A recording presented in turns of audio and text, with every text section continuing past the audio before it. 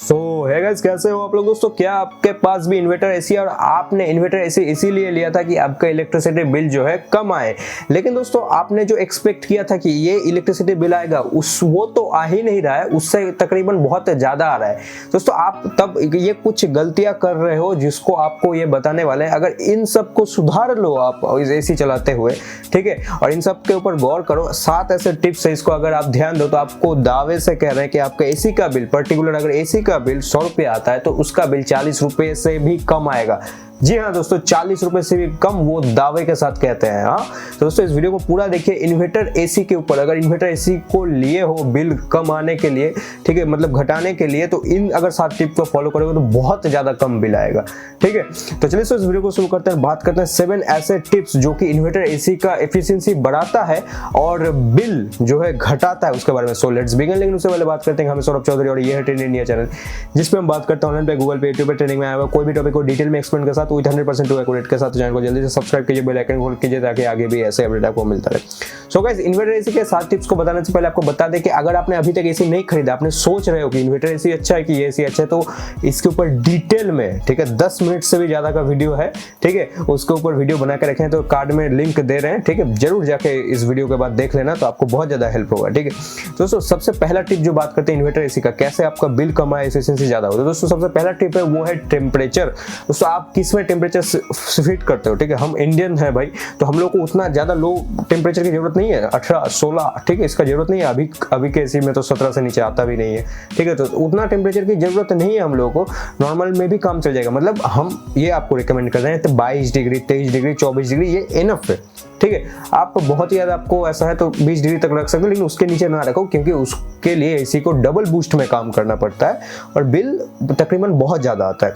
मतलब थोड़ा सा टेम्परेचर घटाने के लिए बिल जो है बहुत ज्यादा बढ़ जाता है, ठीक है, क्योंकि बहुत ज्यादा एफिशिएंसी उसका लगता है। ठीक है, तो ये तो नॉर्मल सा बात हो गया कि टेम्परेचर ज्यादा रखेंगे तो बिल कम आएगा। ठीक है, टेम्परेचर ज्यादा रखेंगे तो बिल कम आएगा, टेम्परेचर घटाएंगे तो बिल ज्यादा आएगा, लेकिन ये बहुत बड़ा फैक्टर है। ठीक है, अभी आते हैं मेन फैक्टर के ऊपर दोस्तों, वो है दूसरा क्या है दोस्तों, फैन। हम एसी की फैन की बात नहीं कर रहे, आपका सीलिंग में जो फैन होता है ना, छत में सीलिंग में जो लगा हुआ होता है फैन का, एसी चलाते वक्त फैन को ना चलाए, नहीं तो बिल जो है छप्पर फाड़ देगा आपको। फैन जैसे छप्पर फाड़ के हवा देता है, छप्पर फाड़ के बिल देगा। क्यों? बहुत ज्यादा एफिशिएंसी घटा देता है फैन। ठीक है, इन्वर्टर एसी का काम ही दोस्तों, पहले थोड़ा सा जान लेते हैं इन्वर्टर एसी का काम। इन्वर्टर एसी नॉर्मल एसी की तरह, जैसे नॉर्मल एसी क्या होता है कि आप उसको 20 डिग्री टेम्परेचर सेट करने को है, नॉर्मल एसी 20 डिग्री से टेम्परेचर सेट करके वो बंद हो जाएगा उसका कंप्रेसर।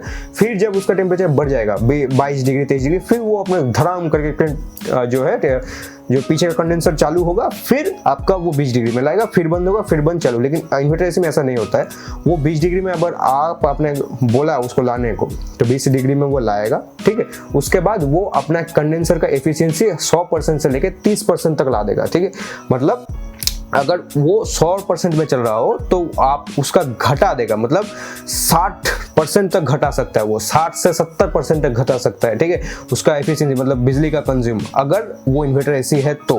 ठीक है, लेकिन आप अगर फैन चला दोगे तो वो अपना एसी का जो है टेम्परेचर घटाएगा नहीं, क्योंकि फैन चलेगा तो वो जो है टेम्परेचर मिक्स होगा बहुत ज्यादा। पहले तो वो सीलिंग के ऊपर जो छत में जो है टेम्परेचर है, हीट है, उसको मिलाएगा, फिर आपके दरवाजे के नीचे थोड़ा सा भी तो ये खाली वाली जगह रहता है ना, उससे वो जो है हवा निकाल देता है, मतलब ठंडा हवा, क्योंकि भारी होता है, गर्म हवा हल्का होता है, तो गर्म हवा ऊपर होता है, ठंडा हवा नीचे होता है, उसको फैन मिलाता है, ठंडा हवा को निकालता है, गर्म हवा को मिलाता है। तो इसके लिए इन्वर्टर एसी का कोई काम ही नहीं है, वहां पे इन्वर्टर एसी किया कोई भी एसी अच्छे से काम नहीं कर पाएगा, बहुत ज्यादा बिल आएगा। तो एसी चलाते वक्त फैन ना चलाए, बहुत बड़ा डिसएडवांटेज है एसी के लिए भी, आपके बिल के लिए भी बहुत ज्यादा आएगा। तीसरा क्या है, ये आपको 2 टिप हो गया, तीसरा टिप है, ठीक है, फिल्टर क्लीनिंग। दोस्तों ये हम सर्विसिंग की बात नहीं कर रहे हैं, एसी का जो सर्विसर आता है ना, सर्विस ये करके वो खोलता है, गैस चेंज करता है, गैस डालता है, फिर खत्म हो जाता है, तो हम कहते हैं नॉर्मल सर्विसिंग, मतलब जो आप भी कर सकते हो। एसी का वो सामने का ढक्कन हटा के उसका जाली निकालो, जाली निकाल के सिर्फ उसको डायरेक्ट पानी में डाल सकते हो, जो है वो अच्छे से धो दो, ठीक है, एकदम साफ हो जाए जाली, फिर सुखा के उसको डाल दो। कितना भी उसमें पानी डाल दो कोई फर्क नहीं पड़ेगा, लेकिन दोस्तों आपके इलेक्ट्रिसिटी बिल में बहुत ज्यादा फर्क पड़ेगा, क्योंकि उसमें अगर धूल जम जाता है, ठीक है, तो वो हवा खींच नहीं पाता। इसके लिए वो ज्यादा प्रेशर लगाता है कि वो हवा नहीं आ रहा है, लेकिन ज्यादा प्रेशर से ठंडा करता है, इसके लिए टेम्परेचर ज्यादा आता है, उसका एफिशिएंसी घट जाता है एसी का। तो आप अपना जाली जो है एसी का वो साफ रखो, तो बहुत ज्यादा आपको बेनिफिट देखने को मिलेगा इलेक्ट्रिसिटी बिल में, और और एसी का जो है पावर भी बहुत ज़्यादा मिलेगा कम बिल कंज्यूम में भी, ठीक है। चौथा टिप क्या है? चौथा टिप है गाइज, एसी के अगर मतलब आसपास, ठीक है, बहुत बड़ा बड़ा मेटल का चीज़ है, ठीक है, लाइक अलमारी हो गया या फिर फ्रिज हो गया, ठीक है। अलमारी की बात करते हैं पहले।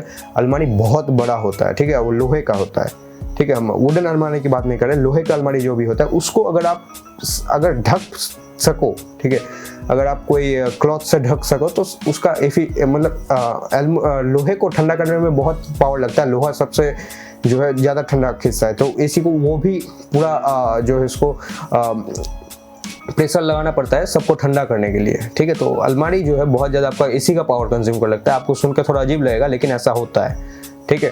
तो अलमारी को हो सके तो ढक दो तो आपका एफिशिएंसी बढ़ेगा। और हाँ, जिस घर में एसी हो उस घर में फ्रिज ना हो। देखो दोस्तों, होता भी नहीं है लेकिन जहाँ पे भी हो तो फ्रिज ना हो, क्योंकि फ्रिज देखो फ्रिज के अंदर ठंडा होता है, बाहर में वो उसका जो है हीट फेंकता है और फिर एसी उस हीट को खींचेगा, फिर वो बाहर फेंकेगा, तो फायदा कुछ नहीं है।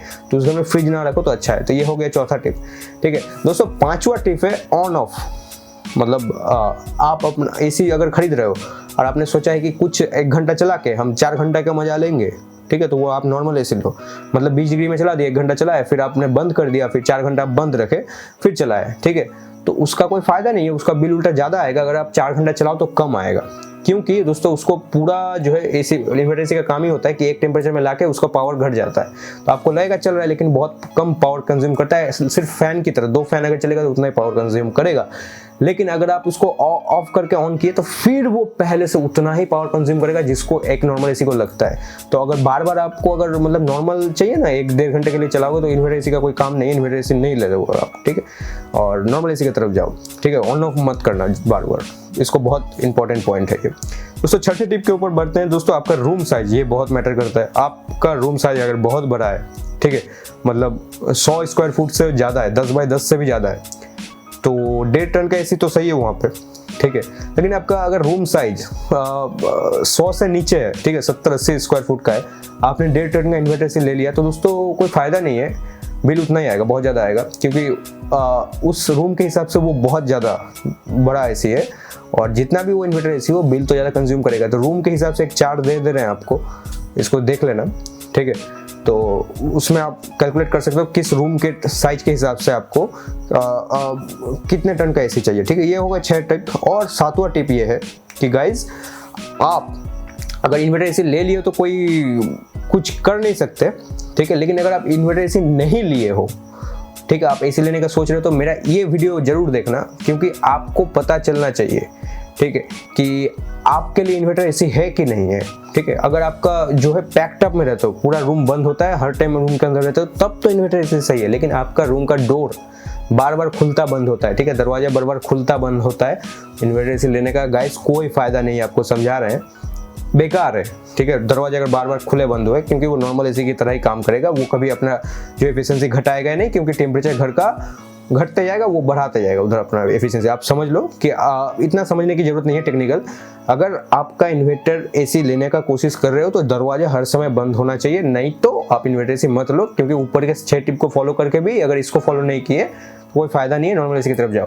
तो हम हाईली रिकमेंड करेंगे आप वो वाला वीडियो मेरा देखो फुल एसी का, ठीक है, कि कौन सा एसी ले, कौन सा एसी बेस्ट है, ठीक है। आपको पूरा डिटेल्स मिल जाएगा एसी का काम करने का तरीका और आपके लिए कौन सा बेस्ट है उसके लिए। ये था इन्वर्टर एसी का कुछ टॉपिक। आई होप आपको पसंद आया। अच्छा लगे तो वीडियो को लाइक कीजिए, अपने दोस्तों को शेयर कीजिए। और गाइस, इस चैनल के बारे में थोड़ा बताता हूं, ऑनलाइन से जुड़ा इकलौता चैनल जिसमें ट्रेंडिंग टॉपिक और इन्फॉर्मेटिव टॉपिक के ऊपर बात किया जाता है। चैनल को जल्दी से सब्सक्राइब कीजिए, बेल आइकन को क्लिक कीजिए, ताकि आगे भी ऐसे वीडियो को मिलता रहे। शेयर जरूर कीजिए वीडियो को, अपने फैमिली मेंबर, अपने दोस्तों को भी हेल्प कीजिए। सो गाइस, खत्म करते हैं आज का टॉपिक। ऐसे दमदार यूनिक इंटरेस्टिंग टॉपिक ऐसा, तब तक के लिए जय हिंद और वंदे मातरम।